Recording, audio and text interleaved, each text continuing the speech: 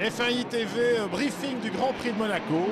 Eh bien, on a profité, mon ami Ziv et moi, d'une petite visite au Grand Prix de Monaco historique pour vous proposer ce programme. Alors Ziv, Monaco, c'est l'histoire de la F1. C'est quand même un des Grands Prix les plus anciens, certainement le plus prestigieux. Et c'est le joyau de la couronne, quoi. Comment est-ce que tu le ressens ici? C'est une telle joie d'être ici, je suis excité comme tout. Toute l'histoire de la course automobile est condensée ici. Les plus grands exploits, on a vu Stewart gagner ici, on a vu Lauda gagner ici, enfin Senna tant de fois, donc moi je suis hyper content d'être là. Alors Monaco, on sait que cette année la hiérarchie 2012 de la F1 est tellement serrée, on a encore vu à Barcelone, que en qualification ça va être la guerre, parce que là où habituellement à Monaco ça se joue en dixième de seconde, ici on va être en centième voire en millième. Oui, déjà que la grille de départ cette année c'est très fort resserré. On a vu à Barcelone qu'en quelques dixièmes de seconde on pouvait être en Q3 ou en Q1. Donc ici, alors que les dépassements sont quasi impossibles, ça va être primordial de bien se qualifier.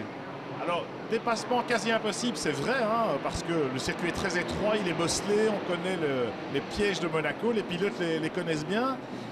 Moi, je me demande si, en fonction de l'offre de Pirelli ici, on ne peut pas avoir malgré tout des dépassements ou en tout cas des surprises. Ce qui est sûr, c'est qu'en qualification, les pilotes vont vraiment devoir aller chercher le dernier carat. Or, ici à Monaco, Ziv, on doit toujours conserver une petite marge d'erreur.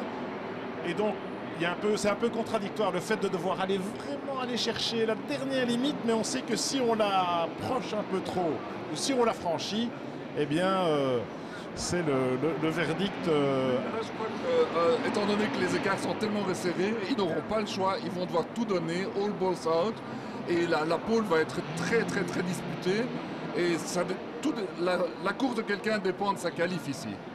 Oui, parce que on peut aussi avoir des prises de risque telles que voilà, ça se termine dans les rails. On se souvient de Fernando Alonso qui n'a même pas participé au qualif quand il s'est retrouvé dans le rail à Massenet. Personne n'est à l'abri en d'autres termes. C'est très intéressant ici parce qu'on prend 3 jours à se mettre dans le rythme, à se mettre dans le bain. Et pour les pilotes, c'est vraiment pas évident. D'autant plus que même en partant loin, alors c'est rare évidemment, mais souvenons-nous d'Olivier Panis, hein, on en a parlé dans le dernier F1i Magazine, il était parti 16e, il a quand même gagné. Donc la météo est parfois un peu incertaine, la preuve, c'est vraiment la bouteille à encre. Ben oui, c'est un peu le casino ici, et puis s'il pleut, alors vraiment là tout peut arriver, et puis sinon la moindre erreur se paye cash, donc c'est celui qui arrivera et qui sera bien placé. Moi ce qui m'intéresse c'est les pilotes entre eux, aussi les équipiers entre eux.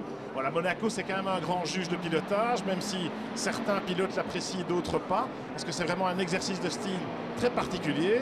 On va beaucoup moins vite qu'ailleurs, et il faut être beaucoup plus fin, tout en étant agressif, sans l'être trop. À ce petit jeu-là, je suis curieux de voir les comparaisons entre équipiers. Oui, tout à fait. Et en plus, le prestige de gagner ici, c'est le rêve de tous les pilotes de gagner en principauté. Et donc, ils vont tous s'y mettre et puis en plus vouloir battre leur coéquipier. C'est le but premier, n'est-ce pas? Voilà, entre Hamilton et Button, par exemple, on a tendance à dire que voilà, Hamilton en qualif, il va le faire, Button peut-être en course, mais enfin, c'est pas évident. Entre Rosberg et Schumacher, voilà. On s'attend effectivement à ce qu'Hamilton fasse des étincelles. Alonso, bon, il va plus que probablement écraser Massa. Vettel gagné l'année passée, donc on n'a rien à lui apprendre à Monaco. Donc ça paraît vraiment super passionnant. Weber a gagné aussi il y a 2 ou 3 ans. Donc voilà, ça reste très, très ouvert. Une écurie qu'on va suivre en particulier, c'est Lotus. Parce que Lotus F1 Team va fêter ici à Monaco le 500e Grand Prix de l'écurie Enstone, comme on l'appelle. C'est-à-dire, elle est née Toleman, je crois, Ziv. Hein. Oui, c'était Toleman, et puis après c'est devenu Benetton. Enfin, et puis Renault. Mais Toleman, ici, il y a une belle histoire quand même, en 84. En 84, c'était extraordinaire. Tout le monde se souvient de la remontée de Senna alors qu'il était inconnu. Et il était remonté second, il était dans les roues de Prost, et puis Jackie a arrêté la course parce qu'il y avait vraiment le déluge. Et donc c'est à ce moment-là qu'on a vraiment remarqué que Senna avait le potentiel de devenir champion du monde. Alors effectivement, c'est un circuit qui permet aussi à des pilotes de sortir de l'anonymat ou de sortir du lot en tout cas. Chez Lotus, on pense peut-être à Romain Grosjean qui est capable ici de faire la différence. Il l'a fait en GP2, il s'est parfois pris les pieds dans le tapis en attaquant un peu trop. Je me souviens d'un gros crash au bureau de tabac en GP2 pour Romain. Mais voilà, quand on voit comment il a marché lors des Grands Prix précédents, lui et Kimi pourraient très bien fêter ce 500e Grand Prix par un succès à Monaco. Tout à fait. Et Romain, il est capable du meilleur comme du pire. Donc, il est même capable de gagner ici.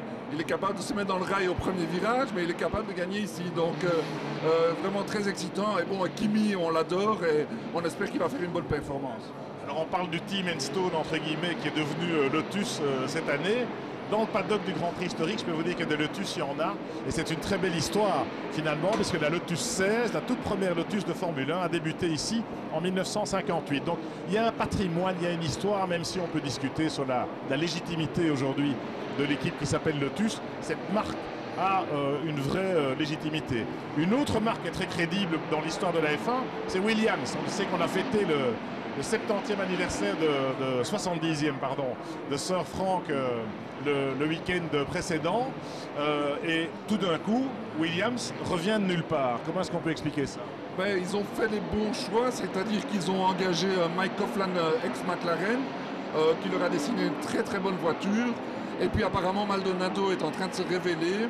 Et à Monaco, il a toujours bien marché, que ce soit en GP2 ou même en F1. Donc maintenant, on est content de voir que Williams revient au premier plan. Parce que Williams, c'est une histoire. L'association Williams-Renault, notamment, le fait qu'ils aient retrouvé un moteur Renault cette année n'est pas étranger non plus, je crois, à ce bel équilibre. Maldonado, tu as raison d'en parler, Ziv, parce que Pastor, il a gagné ici, je crois, 4 fois en Formule Renault 3,5 litres, en GP2. C'est un acrobate. Et lui, il est vraiment capable de faire la différence ici. Bon, il était déjà en pôle à Barcelone, enfin en pôle peut-être, en tout cas en première ligne, hein, de façon légitime. Moi, je me demande si un Maldonado ne peut pas ici encore enfoncer le clou. Oui, il en est tout à fait capable, il a prouvé. Et puis le moteur Renault est vraiment fait pour le Grand Prix, pour le circuit de Monaco. Il est très souple, il a beaucoup de torque, comme ils disent les Anglais, de couple.